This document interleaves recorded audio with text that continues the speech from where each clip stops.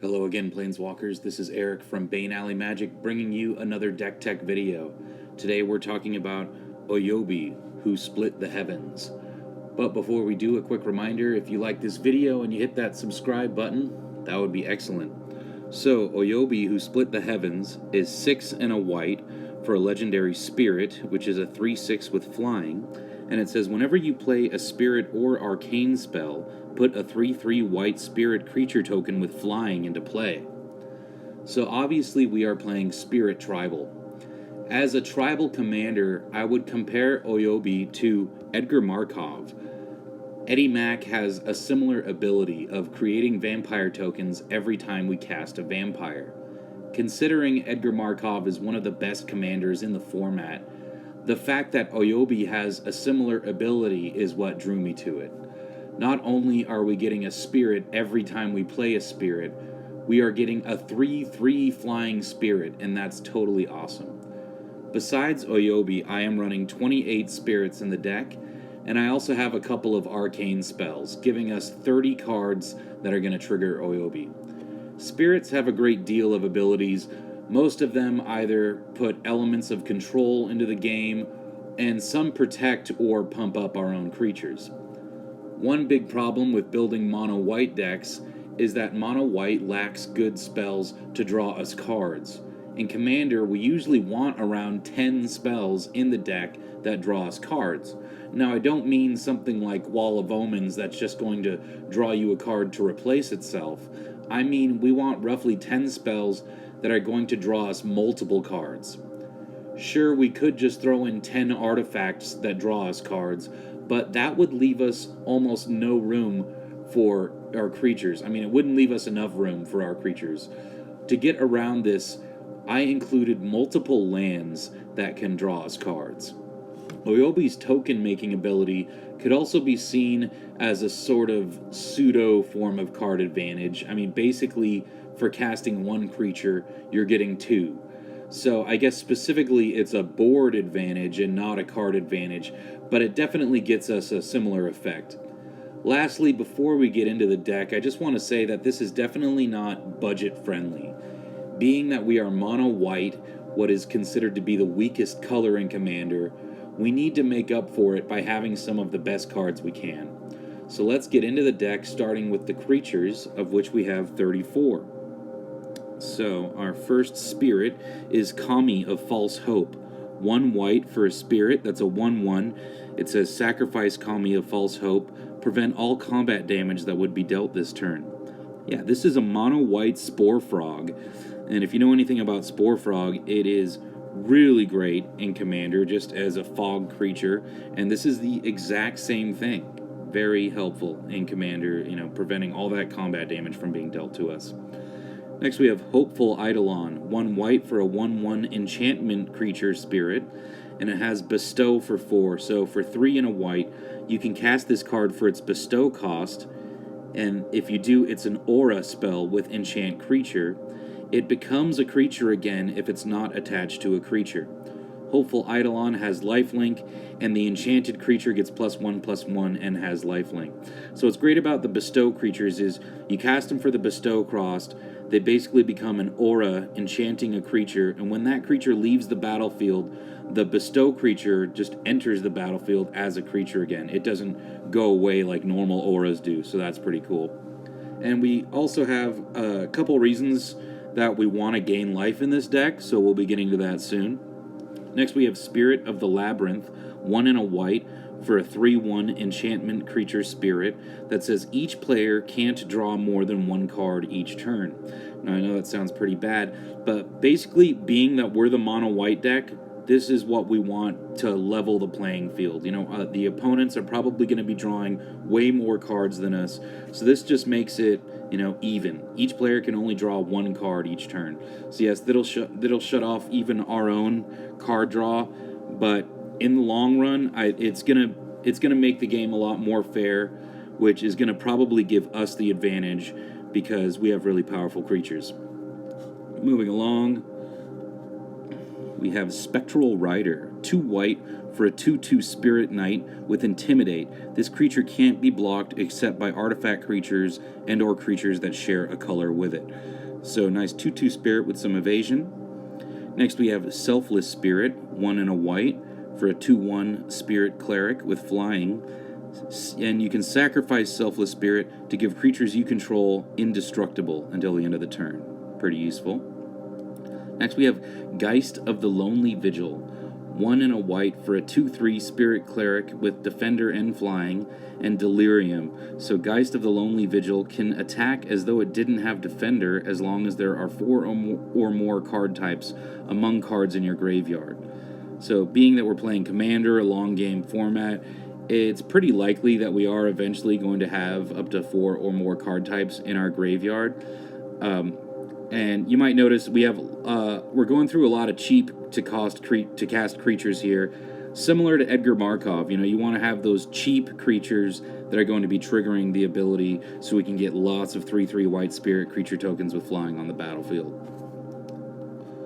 Next we have Remorseful Cleric, 1 and a white for a 2/1 Spirit Cleric with flying, and you can sacrifice Remorseful Cleric to exile all cards from target player's graveyard. So pretty helpful if someone's playing a reanimation deck, any sort of graveyard themed deck, or maybe they're about to cast Living End and you want to stop them from getting all their creatures back. This is how you do it. Next we have Anafenza, Kin Tree Spirit, 2 white for a 2/2 Legendary Spirit Soldier. Whenever another non-token creature enters the battlefield under your control, you bolster 1. You choose a creature with the least toughness among creatures you control and put a +1/+1 counter on it. So helps pump up our creatures. Not bad for only 2 mana. Next we have Eidolon of Countless Battles, 1 and 2 white for a 0/0 Spirit with Bestow for 4, so you can bestow it for 2 and 2 white. Eidolon of Countless Battles and Enchanted Creature each get +1/+1 for each creature you control and +1/+1 for each aura you control. So you can pump up a creature pretty huge with Eidolon of Countless Battles. Next we have Mentor of the Meek, our first non-spirit creature. It's 2 and a white for a 2/2 Human Soldier that says whenever another creature with power 2 or less enters the battlefield under your control, you may pay 1. If you do, draw a card. So there are actually quite a few creatures in this deck with power 2 or less, and so this is a decent form of card draw. Next we have Geist of the Moors, 1 and 2 white for a Flying Spirit, which is a 3/1. Not any abilities other than flying, but just having 3 power flying in the air is a good deal. Next we have Martyrs Soul, 2 and a white for a 3/2 Spirit Soldier with Convoke. So your creatures can help you cast this spell. Each creature you tap while casting this spell pays for 1 mana, or 1 mana of that creature's color. When Martyr of Soul enters the battlefield, if you control no tapped lands, put 2 +1/+1 counters on it. So basically, if you cast it purely through the Convoke ability, then you get to put 2 +1/+1 counters on it, and yeah, having a 5/4 for 3 mana, not a bad deal at all. Moving along, we have Bygone Bishop, 2 and a white for a 2/3 Spirit Cleric with flying, and it says whenever you cast a creature spell with converted mana cost 3 or less, you investigate. So you put a colorless clue artifact token onto the battlefield with, you can pay 2 and sacrifice this artifact to draw a card. So in total, we have 19 creatures in the deck that are converted mana cost 3 or less. So there's lots of opportunities for Bygone Bishop to trigger. Next we have Spirit Endal, 2 and a white for a 2/1 Spirit with Shadow. This creature can block or be blocked only by creatures with Shadow. Sorry, they worded a little weird here. You would think they would say this creature can only be blocked or block creatures with Shadow. They kind of wrote it backwards there. It has Forecast for 2, so for 1 and a white, you can reveal Spirit Endal from your hand, and target creature gains Shadow until end of turn. Play this ability only during your upkeep and only once each turn. So Shadow is a pretty great ability that you hardly ever see in Commander, but essentially, since almost nobody plays with Shadow creatures, you're kind of giving your creature unblockable. And so just paying 2 mana and revealing it from your hand, not even playing it, not even discarding it, right? You just reveal it for 2 mana, give any creature you want unblockable. That is awesome. Next we have Dragskull Shieldmate, 2 and a white for a Spirit Soldier with Flash. It's a 2/3, and when Dragskull Shieldmate enters the battlefield, other creatures you control get +0/+1 until the end of the turn. Another nice cheap spirit that is also going to help us pump up our creatures a little bit. Next we have Ghostblade Eidolon, 2 and a white for an enchantment creature spirit. It's a 1/1. It has Bestow for 6. It has Double Strike. An enchanted creature gets +1/+1 and has Double Strike. Next we have Twilight Drover, 2 and a white for a 1/1 spirit. It says whenever a creature token leaves the battlefield, put a +1/+1 counter on Twilight Drover. And you can pay 2 and a white to remove a +1/+1 counter from Twilight Drover to put 2 1/1 white spirit creature tokens with flying on the battlefield. So this is fabulous in the Oyobi deck, because Oyobi's making the tokens, and when those tokens leave the battlefield, Twilight Drover is able to make more spirit tokens. Excellent deal. Next we have Eidolon of Rhetoric, 2 and a white for a spirit, which is a 1/4, and it says each player can't cast more than one spell each turn. So this is pretty similar to the what was it called, the Spirit of the Labyrinth, in that, you know, instead of forcing players to only draw one card each turn, they can only cast one spell each turn, which is just really similar. You know, probably even better, actually, because even when you have Spirit of the Labyrinth, they can still cast multiple spells. But with Eidolon of Rhetoric, it doesn't matter how many cards they've drawn, they can only cast one spell each turn.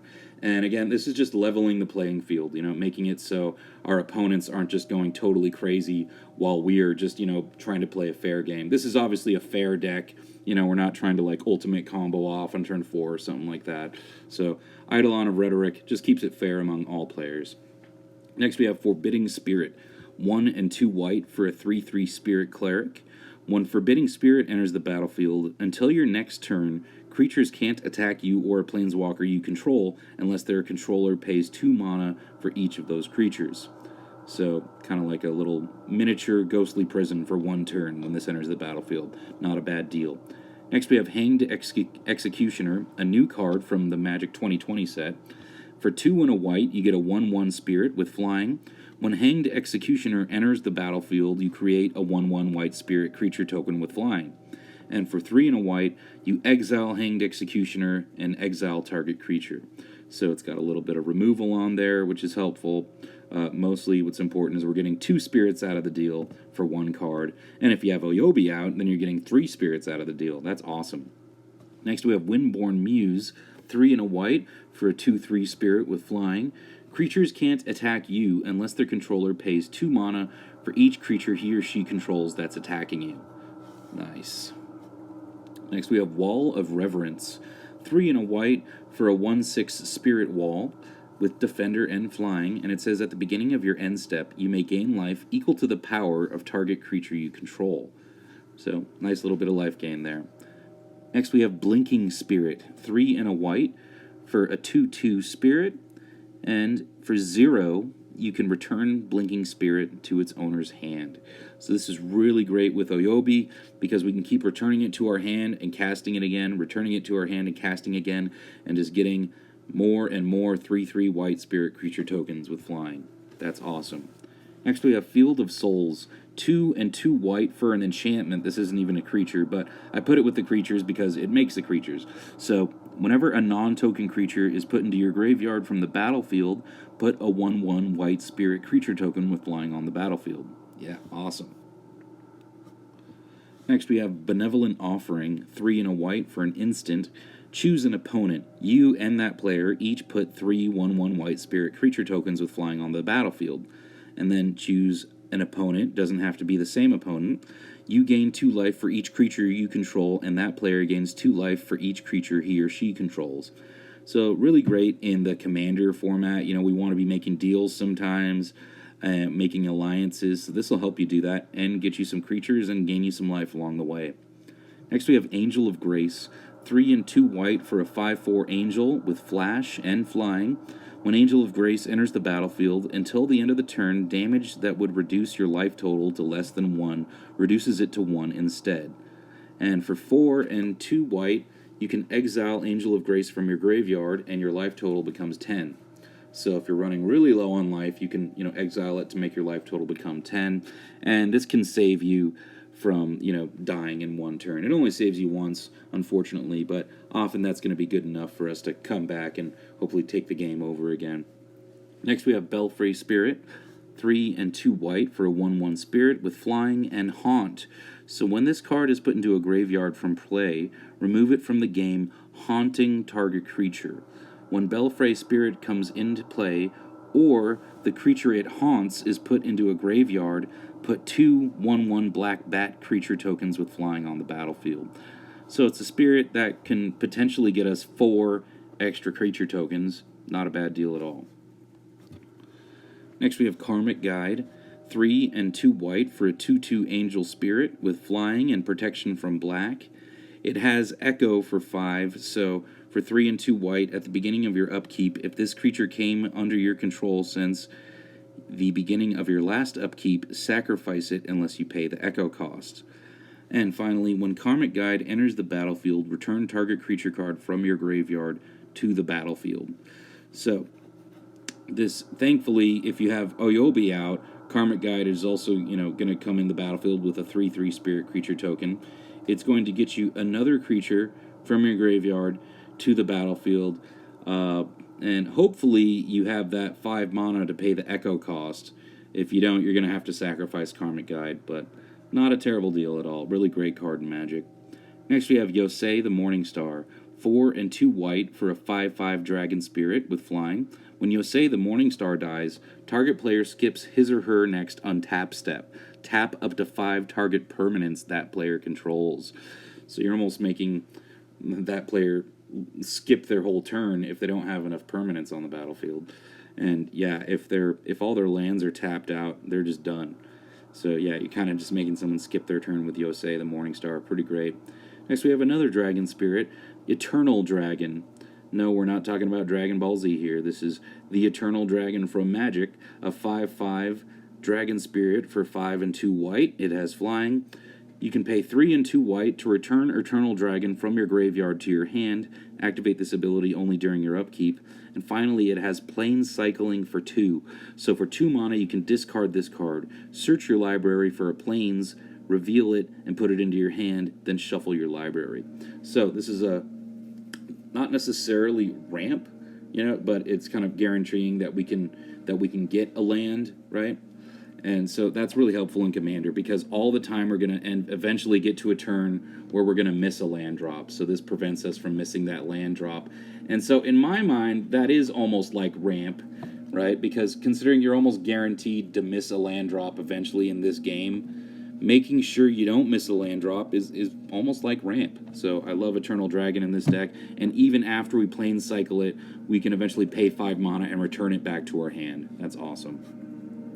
Next we have Drogskull Calvary, 5 and 2 white for a 4/4 Spirit Knight with flying. And it says, whenever another spirit enters the battlefield under your control, you gain 2 life, and you can pay 3 and a white to put a 1/1 white spirit creature token with flying onto the battlefield. So this is fabulous in our deck. It doesn't say whenever a non-token spirit enters the battlefield. It's just whenever any spirit enters the battlefield. So all those tokens we're making with Oyobi are going to be gaining us 2 life as well. That's huge.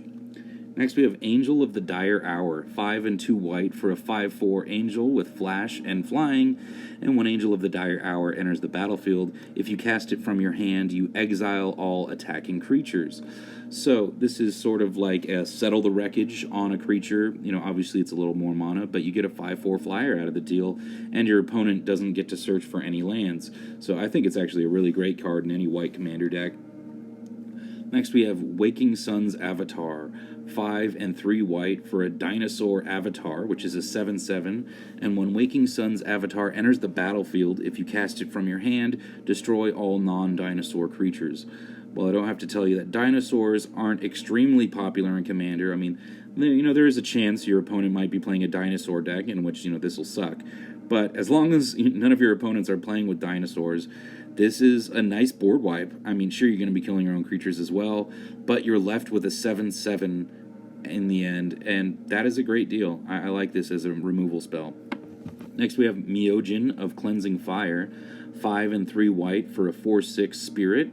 Myojin of Cleansing Fire comes into play with a divinity counter on it if you played it from your hand. Myojin of Cleansing Fire is indestructible as long as it has a divinity counter on it. And finally, you can remove a divinity counter from Myojin of Cleansing Fire to destroy each other creature. So again, nice little board wipe on a creature. And often this is just going to be an indestructible creature. That's awesome, but if we need to, we can take away indestructible to just destroy all the other creatures. Not a bad deal. So moving along into our non-creature spells, we have our draw card spells, or cards that are kind of specifically in our draw cards section. So we don't have many here because most of them are on the lands. Like I said, I didn't want to fill up too many spaces for just drawing cards. So first we have Dawn of Hope, 1 and a white for an enchantment that says whenever you gain life, you may pay 2 mana. If you do, draw a card. And it also has the ability of paying 4 mana to create a 1/1 white soldier creature token with lifelink. So I think this card is great in any white deck because it triggers itself. As long as it remains on the battlefield and you can make those soldiers with lifelink, it's eventually going to be drawing you cards. Not a bad deal for 2 mana. But on top of that, we have a total of 6 cards in the deck that can gain us life. So there are other ways for us to gain life. You've seen some of them already, and those are also going to trigger Dawn of Hope. Next we have Sword of Fire and Ice, 3 mana for an artifact equipment. It has equip 2. Equipped creature gets +2/+2 and has protection from red and blue.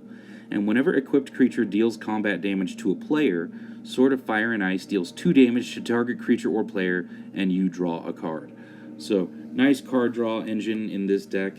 If we happen to put it on a creature that has double strike, we saw at least one creature in the deck that has double strike, then that creature is going to be dealing combat damage to the player twice, and this will trigger twice.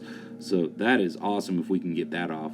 But otherwise, this is just nice little removal, nice card draw.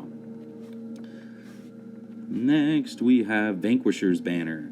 5 mana for an artifact, and it says, as Vanquishers Banner enters the battlefield, you choose a creature type. Creatures you control of the chosen type get +1/+1, and whenever you cast a creature spell of the chosen type, you draw a card. So every time we're casting a spirit, we're drawing a card. This is great in any tribal deck, absolutely.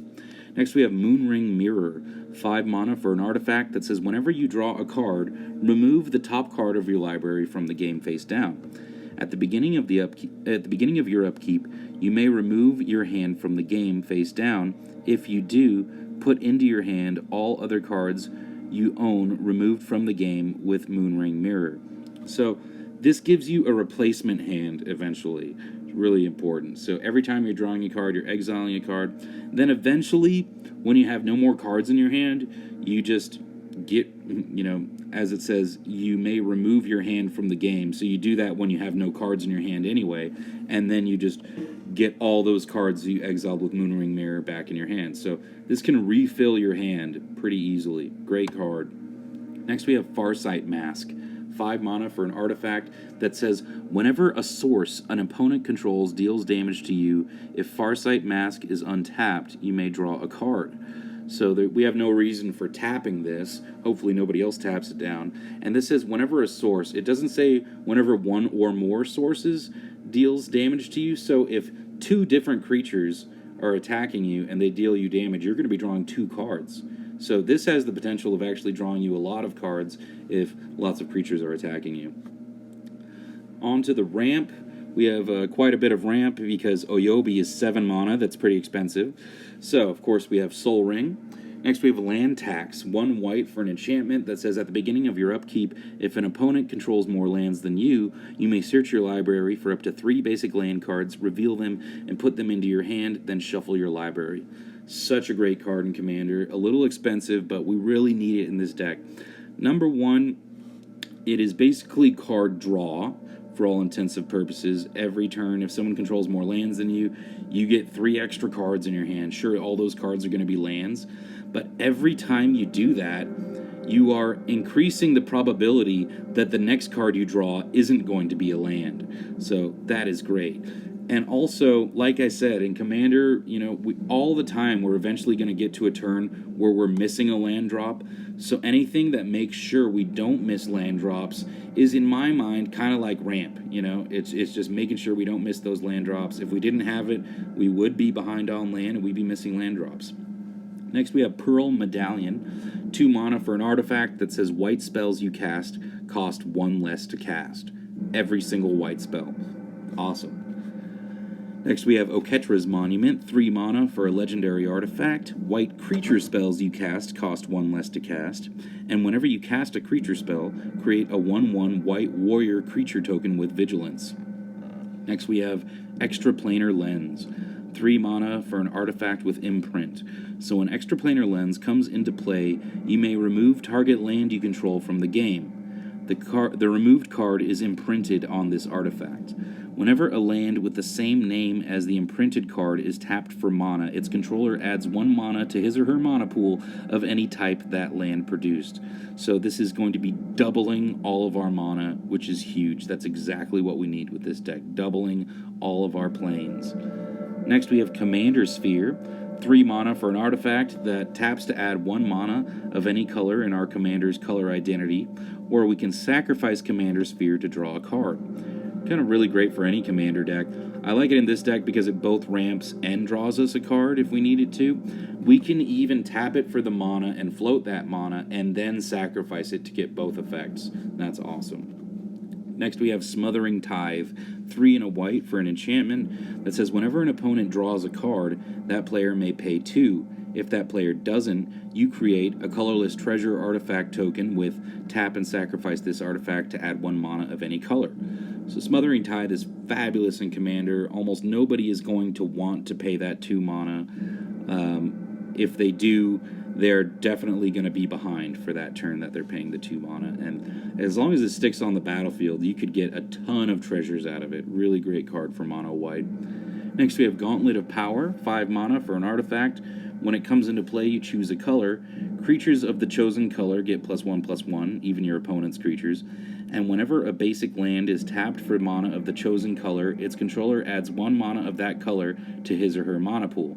So sure, this will be pumping up our opponent's creatures, also giving any opponents playing white some extra mana, but we're going to be getting the most advantage of this because we're playing mono white. So we're going to have all those planes that we can double up. It's mostly going to be giving us the advantage for sure.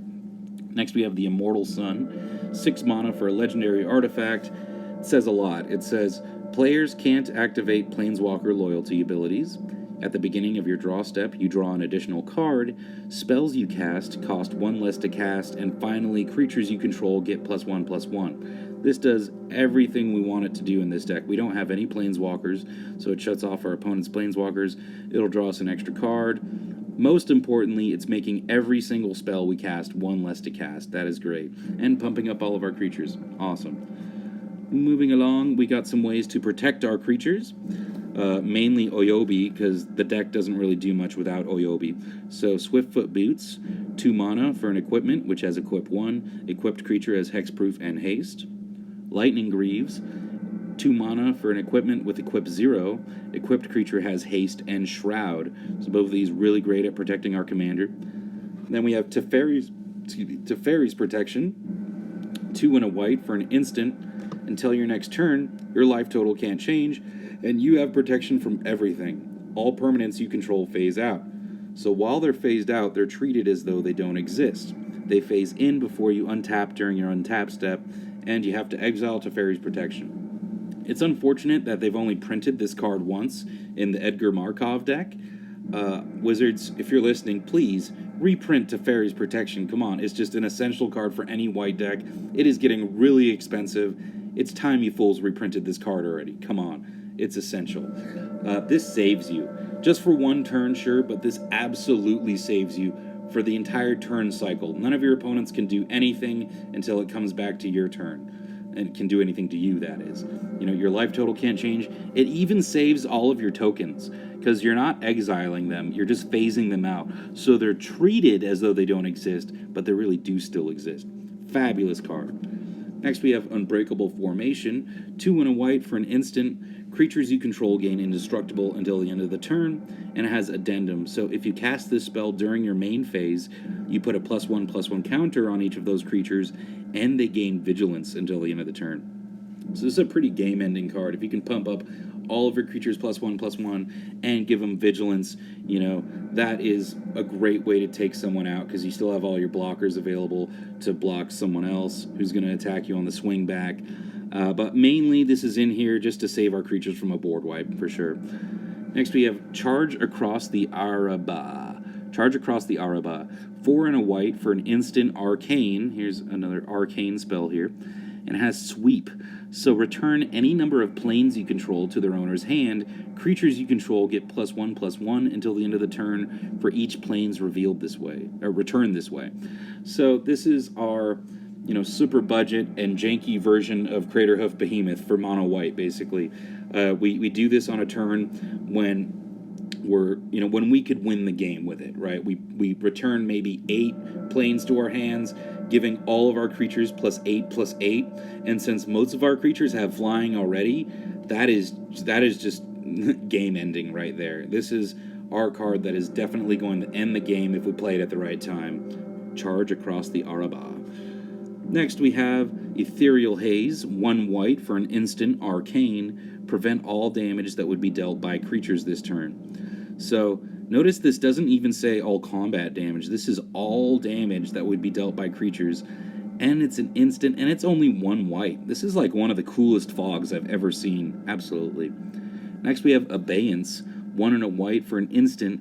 Until the end of the turn, target player cannot play instants, sorceries, or abilities requiring an activation cost, and you draw a card. So you play this on someone when they're about to go off and win the game with some kind of crazy storm combo or something, and you get to draw a card to replace Abeyance, which is really important. So yeah, it's just a little bit of protection against the really busted decks. Next we have Swords to Plowshares, 1 white for an instant. Exile target creature, its controller gains life equal to its power. So we're getting into the removal here now. So Swords to Plowshares, just a staple in any white commander deck. Absolutely. Instant speed, really important. Bright Reprisal is 4 and a white for an instant. Destroy target attacking creature and draw a card. So not a fabulous card at all. But, just the fact that it replaces itself is really important, because white has trouble with card draw. So even though this isn't necessarily like going to draw you a bunch of cards, just replacing itself is pretty important, because we don't want to be top decking at all. Next we have Slaughter the Strong, 1 and 2 white for a sorcery. Each player chooses any number of creatures he or she controls with total power 4 or less, then sacrifices all other creatures he or she controls. So being that we have a lot of low power creatures in this deck, we could actually come out with like 4 creatures alive at the end of this. Probably not. Probably more likely we'll have like 1 or 2 creatures left over after Slaughter the Strong, but still, really great board wipe for just 3 mana. Next we have Ravnica at War, 3 and a white for a sorcery. Exile all multicolored permanents. So this could be a complete one-sided board wipe. It's definitely not going to hit any of our permanents. Really great card. Next we have Settle the Wreckage, 2 and 2 white for an instant. Exile all attacking creatures target player controls. That player may search his or her library for that many basic land cards, put those cards on the battlefield tapped, and then shuffle his or her library. So yeah, someone's about to win the game by charging with a bunch of creatures and Craterhoof Behemoth. You settle the wreckage. You exile all those creatures. Really great way to control a game, make sure nobody wins just out of nowhere, as long as you got that mana open. Next we have Cleansing Nova, 3 and 2 white for a sorcery. Choose one, either destroy all creatures or destroy all artifacts and enchantments. And having that choice is really important. Sometimes you really want to destroy all artifacts and enchantments if your opponents are just going off with the artifacts and enchantments. Next we have Hour of Reckoning, 4 and 3 white for a sorcery with Convoke, and it says destroy all non-token creatures. So sure, you'll lose your non-token creatures, but all of the tokens that Oyobi has made are going to survive. So really great in any deck that makes tokens, Hour of Reckoning. And that brings us on to the lands, and like I said, we got quite a few lands in here that draw us cards, 5 in fact. First is Cryptic Caves, taps to add a colorless, or you can pay 1, tap it, and sacrifice it to draw a card. Activate this ability only if you control 5 or more lands. So it's kind of like the Horizon Canopy for a colorless land. Not fabulous, but sometimes you have plenty of lands and you just want to draw a card, so you sacrifice it. Next we have Ark of Arazka, a land with Ascend, so if you control 10 or more permanents, you get the City's Blessing for the rest of the game. It taps for a colorless, or you can pay 5 and tap it to draw a card. Activate this ability only if you have the City's Blessing. Next is Macoco Center of the Sea, a legendary land that taps to add a colorless, or you can pay 2 and tap it, and each player draws a card. Next we have Gaia Reach Sanitarium, legendary land, taps to add a colorless. You can pay 2 and tap it. Each player draws a card, and then discards a card. Finally, we have Seagate Wreckage, land that taps for colorless, or you can pay 2 and a colorless to tap it and draw a card. Activate this ability only if you have no cards in hand. And very often in mono white, we will eventually get to a point where we have no cards in hand. So Seagate Wreckage, could be pretty useful. Next we have Scavenger Grounds, which is a desert, taps to add a colorless mana to your mana pool, or you can pay 2, tap it and sacrifice it, a desert, which we only have the 1, so sacrifice Scavenger Grounds, to exile all cards from all graveyards. Again, this is just to protect us against those graveyard-themed decks. Next we have Temple of the False God, a land that taps to add 2 colorless mana to your mana pool. Activate this ability only if you control 5 or more lands. So if you don't control 5 or more lands, you don't get to use this at all. But I love Temple of the False God. I pretty much put it in every Commander deck because in Commander, we're in a long game format, and if you don't have 5 or more lands, eventually you're probably just losing the game anyway. You need to have 5 or more lands in this game, or you're definitely behind. So unless you're already behind, Temple of the False God is just a really good card. Next we have Karoo. Karoo enters the battlefield tapped. When it enters the battlefield, sacrifice it unless you return an untapped planes you control to its owner's hand. And Karoo taps to add both a colorless and a white mana to our mana pool. So it sounds kind of bad, so let me explain. This is basically ramp on a card. More specifically, it's guaranteeing we don't miss our next land drop. It's giving us an extra land drop, which, like I've been saying, in Commander is almost like ramp because we're almost always eventually going to miss a land drop in Commander. So with Karoo, it's similar to Farseek is how I like to look at it. You're basically using 2 lands to net you an extra mana on the battlefield, right? So with Farseek, you pay 2, search your library for a land, and put it on the battlefield.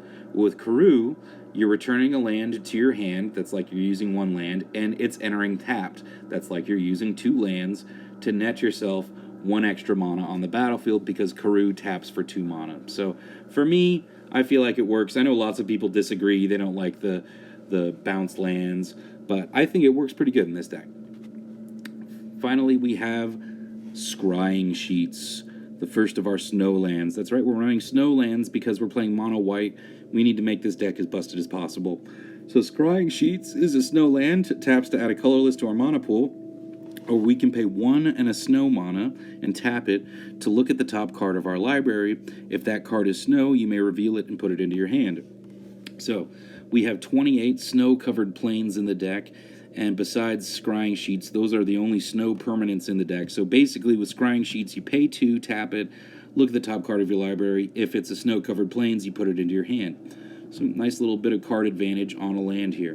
And again, like I said, we have 28 snow-covered plains, and if you have extra planar lens and you imprint a snow-covered plains on extra planar lens, that means only players with snow-covered plains are going to be gaining that advantage of doubling their mana. So it's probably only going to be us. If we ran basic planes and we exiled one of them under extra planar lens, all of our opponents who also had basic planes would be able to tap those planes for extra mana. So having snow-covered planes helps it just be one-sided mana doubling, and that's great. So that's it. That is Oyobi, who split the heavens. That is my deck tech. If you enjoyed it, hey, please hit that like button or that subscribe button. I'd really appreciate it. This is Eric from Bane Alley Magic signing off. Until next time, take care, take it easy.